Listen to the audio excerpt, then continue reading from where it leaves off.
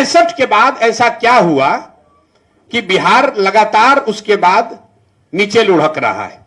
कई लोगों को लगता है कि लालू जी आए तो बर्बाद कर दिया, ऐसी बात नहीं है। लालू जी 1990 में मुख्यमंत्री बने हैं, तब भी बिहार देश का सबसे गरीब राज्य था। कुछ तो हुआ 1965 से 1990 के बीच में कि आप 5-6 नंबर से गिरते गिरते 28 पर आ गए। If you want to understand the plight of Bihar, you have to understand how and when it started. अगर आप आंकड़ों को ध्यान से देखिएगा तो आपको पता चलेगा कि 1965 से पिछले वर्ष तक कोई ऐसा वर्ष नहीं गया है जब बिहार दूसरे राज्यों के मुकाबले किसी न किसी आंकड़े में पीछे न गया हो। 1950 से लेकर 65 तक बिहार टॉप 5 में, फिर उसके बाद टॉप 10 के राज्यों में रहा है। 65 के बाद ऐसा क्या हुआ कि बिहार लगातार उसके बाद नीचे लुढ़क रहा है। कई लोगों को लगता है कि लालू जी आए तो बर्बाद कर दिया, ऐसी बात नहीं है। लालू जी 1990 में मुख्यमंत्री बने हैं, तब भी बिहार देश का सबसे गरीब राज्य था। कुछ तो हुआ 1965 से 1990 के बीच में कि आप 5-6 नंबर से गिरते गिरते 28 पर आ गए।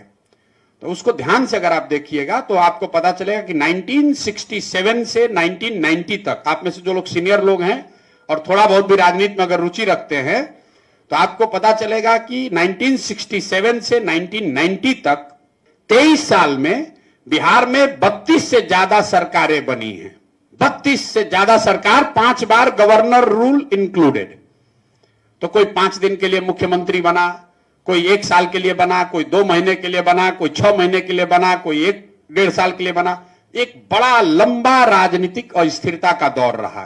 तो विकास की किसी को चिंता ही नहीं है। जो सत्ता में है उस चक्कर में है कि कुर्सी कैसे बचे, जो विपक्ष में है सोच रहा है कैसे इनको पलट के हम बने। दूसरे राज्य धीरे धीरे आगे बढ़ते गए, बिहार पीछे छूटता गया। 1990 में यहां पर राजनीतिक स्थिरता लौटी तो लालू जी के फॉर्म में लौटी। लालू जी की सोच है या रही उस समय कि सामाजिक न्याय से बिहार का विकास होगा। जो लोग बिहार के जमीनी स्थिति को समझते हैं उनको इस बात को मानने में गुरेज नहीं करना चाहिए कि लालू जी के शुरुआती सालों में जो उनकी सोच सामाजिक न्याय की थी, सही थी गलत थी, उससे जरूर समाज के एक बड़े वर्ग को फायदा हुआ है। ये अलग बात है कि 2-4 साल के बाद उनके राज में पूरा जंगल राज हो गया, व्यवस्था खराब हो गई, अपहरण, रंगदारी, जो भी हो, करप्शन। लेकिन वैचारिक तौर पर जो शुरुआत उन्होंने करी थी उससे बिहार के एक समाज के एक बड़े वर्ग को फायदा हुआ है।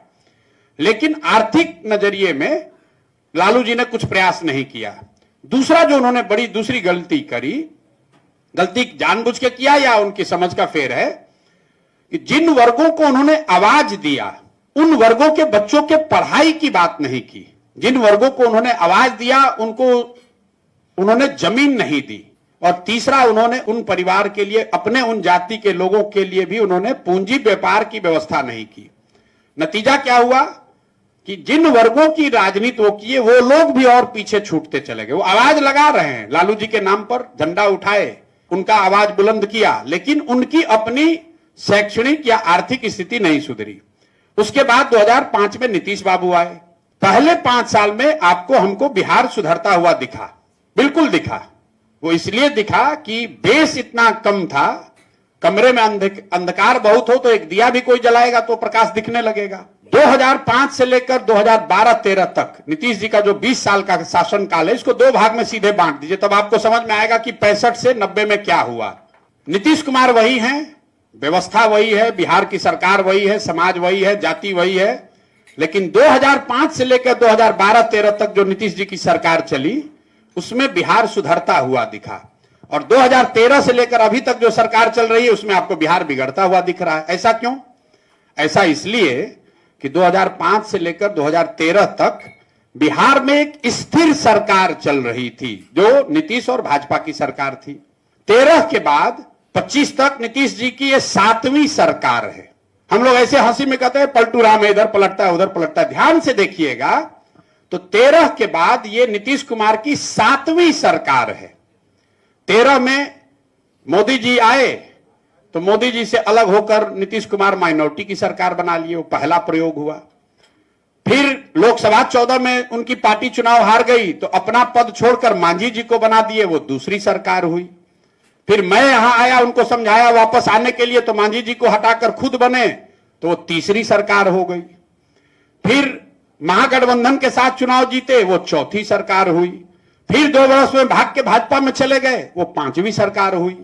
फिर भाजपा से भागे महागठबंधन में, वो 6वीं सरकार हुई। और फिर महागठबंधन से छोड़कर अभी आए हैं, ये 7वीं सरकार है। मैं क्यों आपको इतना लंबा बता रहा हूं? नेता वही है, व्यवस्था वही है, समाज वही है, लेकिन नीतीश कुमार का पहला 10 साल और दूसरा 10 साल, इसके आउटपुट में जमीन आसमान का फर्क है। क्योंकि 10 साल राजनीतिक तौर पर वो स्थिर थे, कुछ अच्छा कर रहे थे।